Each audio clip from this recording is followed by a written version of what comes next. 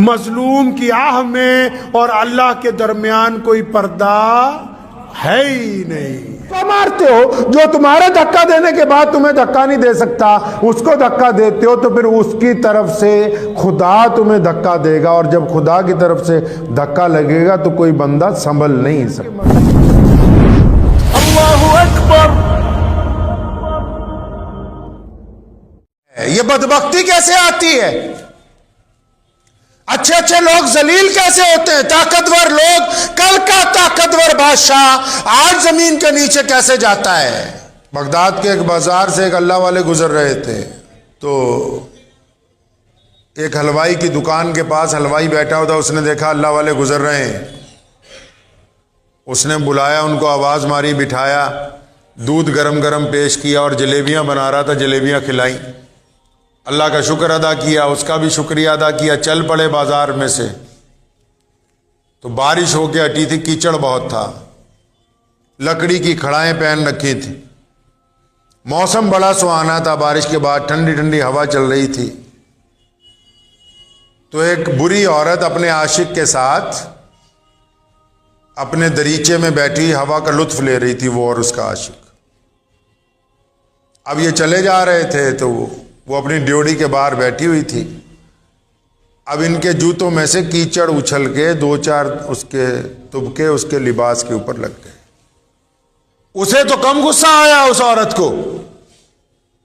عاشق کو زیادہ غصہ آ گیا کہ اس کی فقیر کی کیا مجال ہے,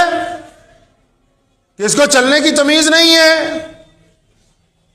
اس کی جوتیوں سے اڑا ہوا کیچڑ میری معشوقہ کے لگ گیا. فوراً سیڑھیاں اتر کے آیا اور ایک زبردست تھپڑ اس اللہ والے کے چہرے پر مارا, اور اسے کہا کہ آئندہ دھیان سے چلنا. تو اس اللہ والے نے آسمان کی طرف سر اٹھایا اور سر اٹھا کے کچھ کہا اور آگے چل پڑے. اتنی دیر میں وہ عورت اور وہ دونوں وہاں سے اٹھے تو عورت کا پیر پھسلا, انہی سیڑھیوں میں سے گرتی ہوئی اسی کیچڑ میں آ کے گری, گردن کی ہڈی ٹوٹ گئی, موقع پر ہی جان نکل گئی. تو پورے بازار میں شور مچ گیا کہ یہ جو اللہ والا جا رہا ہے اس نے بد دعا دے دی, جس کی وجہ سے اس عورت کی موت ہوگی. لوگوں نے اسے گھیر لیا, کہنے لگے سچ صحیح بتا, تو نے بد دعا دی ہے؟ وہ کہنے لگا نہیں نہیں, میں بد دعا دینے والا کون ہوتا ہوں؟ میں نے تو آسمان کی طرف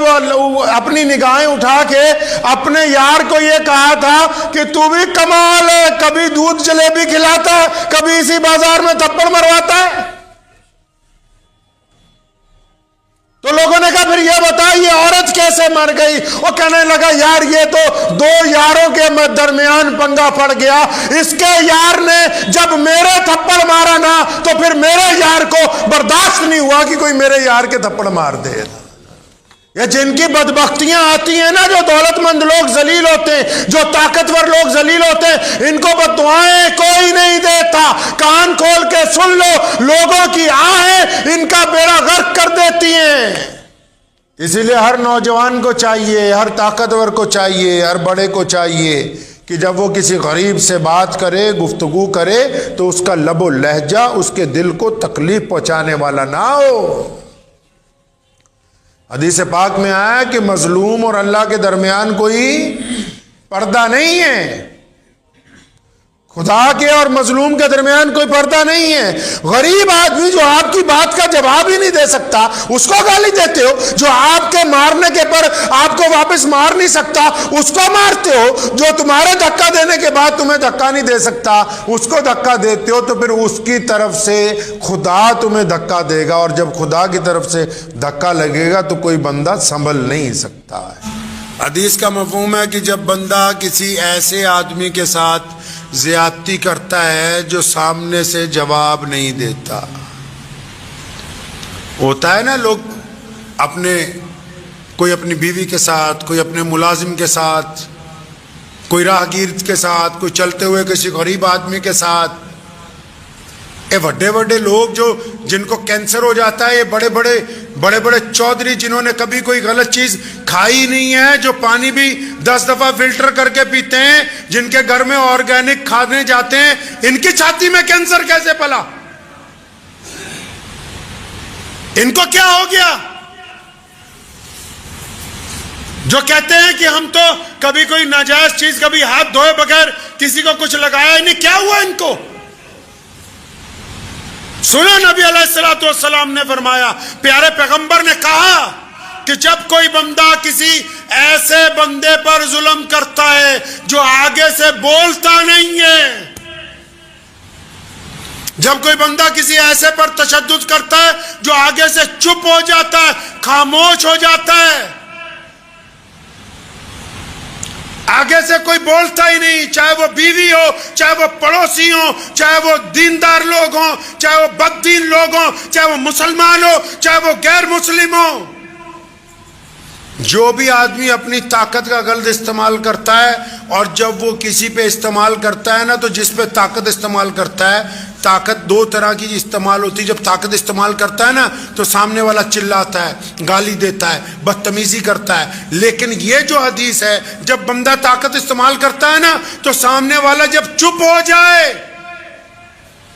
جب چپ ہو جائے، ڈر جائے، سہم جائے، خاموش ہو جائے، تو پھر فرشتے اللہ کے پاس جاتے ہیں کہ اللہ وہ تیرا فلاں بندہ، یہ جو گنڈا بنا ہوا ہے، تیرا فلاں بندی وہ جو ظلم کر رہی ہے، یا اللہ جس پر تشدد ہوا وہ سامنے والا چپ ہو گیا ہے،